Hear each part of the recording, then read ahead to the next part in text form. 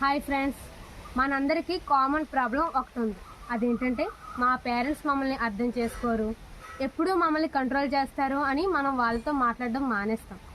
కానీ ఒకటి ఆలోచించారా, మనం ఎవరి మెప్పు కోసం అయితే వాళ్ళని దూరం చేసుకుంటున్నామో వాళ్ళ ఈ లోకం కంటే మనకు పేరెంట్సే గొప్ప అని వినాయకుడు ఎప్పుడో నిరూపించాడు. లోకాన్ని ఎవరు ఫస్ట్ తిరిగి వస్తే వాళ్ళకి ప్రథమ పూజ అని పోటీ పెట్టినప్పుడు కుమారస్వామి తన వాహనంతో ప్రపంచం మొత్తం తిరిగాడు. కానీ వినాయకుడు తన తల్లిదండ్రుల చుట్టూ 3 సార్లు తిరిగి గెలిచాడు.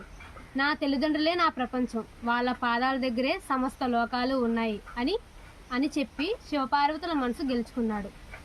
వినాయకుడు మనకు చెప్పేది ఒకటి, బయట నిన్ను 100 మంది పొగిడినా నీకు కష్టం వస్తే కన్నీళ్ళు తుడిచేది మాత్రం పేరెంట్సే. వాళ్ళు చెప్పే మాటలు మనకి కఠినంగా అనిపించవచ్చు, పాతకాలం పద్ధతులే అని అనుకోవచ్చు.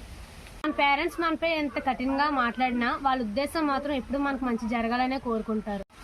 ప్రపంచం మీ వెనక ఉంటే మీ పేరెంట్స్ మీ పక్కనే ఉంటారు. ఈ వీడియో మీకు నచ్చినట్లయితే ప్లీజ్ సపోర్ట్ అవర్ ఛానల్.